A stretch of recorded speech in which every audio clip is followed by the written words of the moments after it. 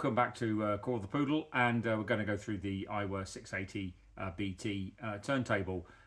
We're based in West Wales, and we're always on the hunt for, well, we have been on the hunt for a good solid turntable that plays Bluetooth. It seems to be something that people on a budget or younger people are looking for to play their vinyl. Okay, so let's go through that. So we've done a bit of work since the unboxing video, and let's just go through that now. Now we've played around with it a bit. As I say, it's all working. We've got this pairing works straight away. If you get it go first time, we've got a JBL flip speaker. It works well. Just hit the Bluetooth, the pairing works. It's been interesting because, as I say, we had a problem with the mat. Now that's better. The mat seems to be settling down. But rather than just like in the packaging, there might be a slight flaw in the way the mat has been produced. Don't know. But as you can see, it will bounce up and down a bit. So we set the tracking weight on the tone arm to 2 grams. Now, if you do it by eye, you end up overdoing it, and we did it at 5 gram, okay, which is 2.5 times where it needs to be. According to having a check out online, I think on one of the Mr. Stylus page, the stylus on these there's a 2 gram tracking weight, which would make sense. Most autophons or basic autophons are something like 2.2 to 2.25 in terms of tracking weight.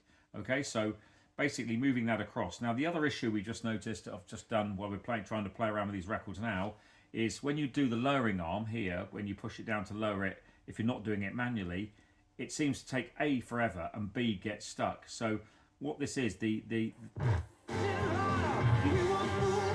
automatic lowering seems a bit stuck. So what you might want to think about doing is not using it and just doing it by hand. Now you've got to be careful doing that and get your hand in the right place. But that would make a lot of sense.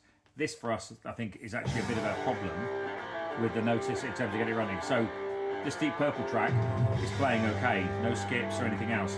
What we're noticing is the lever that holds the arm, the lowering lever, seems to be sticking. It's a bit stiff. Now whether that's the same on all models, don't know, but worth checking out on these as well to make sure it's running.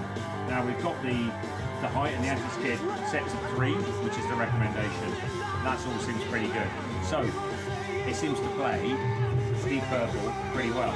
Now, feel free to lift up with that, but as I say, when you're lowering it, this seems to be causing a bit of a problem in terms of this lowering arm. It seems to be quite stiff. Earlier, I was trying to play, Groovers in the Heart by Delight, and I had a real problem trying to get it to settle in properly. So what we've done, we've pushed this right down, so this is down. So let's see how this goes.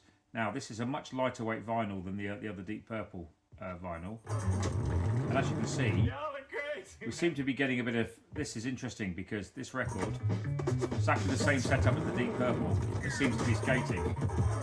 So again, what we had, again this arm, I've just made it sure it's pushed down, but as you say, different vinyl, crazy, it's playing a bit differently. It seems to be skating across, not sure why. Now, I did test the record. We've got a Lin Axis, a 1970s Lin Axis turntable. This LP played fine, as did the other one. So, why it's playing the Deep Purple and it's not playing the Light Groovers in the Heart, I'm still working on it. But it's interesting in terms of the setup for this turntable. If for some reason it doesn't like this. Now, if this is a 12-inch single, but it's playing at 33, it's not playing at 45. Why it's not playing the same? It's a much lighter weight vinyl, I will give it that. So that might be a factor in terms of the thickness of the vinyl, and it's sort of a different pressing. But for some reason, it doesn't want to play. It's just moving across and it's sliding across. Now, that's sort of anti-skate, but it doesn't really like playing this record. So leave it with me. If I can get it playing, all the better. For some further investigation, let's play another single. And as I say, I'm not sure why we're getting these challenges, but we played singles right the other day.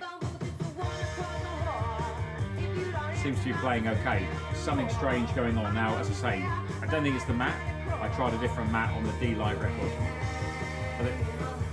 but there's something going on in terms of what's happening with that D-Light record. So still haven't got to the bottom of it. Let's carry on having a look.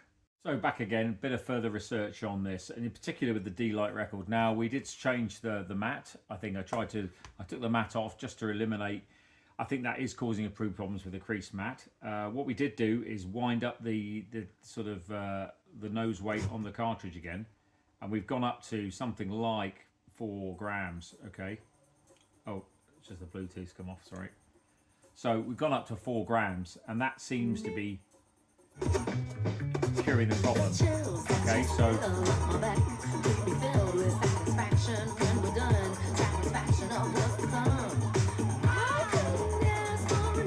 no skipping, and it seems a lot better in terms of the overall layout and everything. But yes, not ideal, and prefer to have a lighter tracking weight.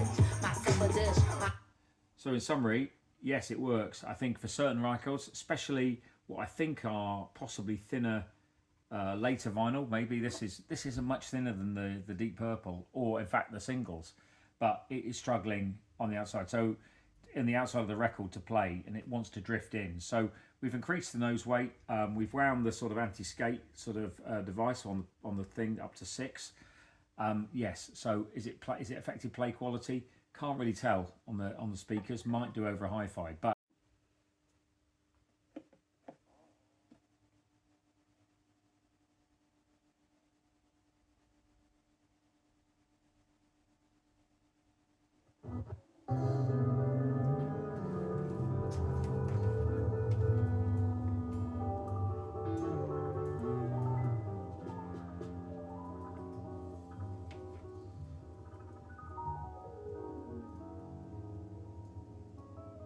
phono stage. It's got a phono stage into it as well. All in all, I think it's not bad. I think the weird thing of not playing the grooves in the Heart LP took a while to sort out. We've gone back to the sort of standard tone arm weight. The matte is getting better. All in all, it's okay for the price point. 175, people go, wow, that's quite a lot. But it's probably the price of 4 or 5 Taylor Swift LPs. It's not a big deal. I think that in terms of that it's upgradable, it's changeable, it seems to be solid, it looks nice, it's fairly good construction. That for me says it all. So after a bit of faffing around, it's taken a while to get sorted out. It's now sorted. I think the only thing I would mention as well, yes, feel free to buy it online, and I've seen it for 160 or something on Amazon, but if you want somebody to set it up and take it out of the box for you, go through it, set tone arm weight, everything else, buy it from a shop. And obviously I'd like if you bought it from us.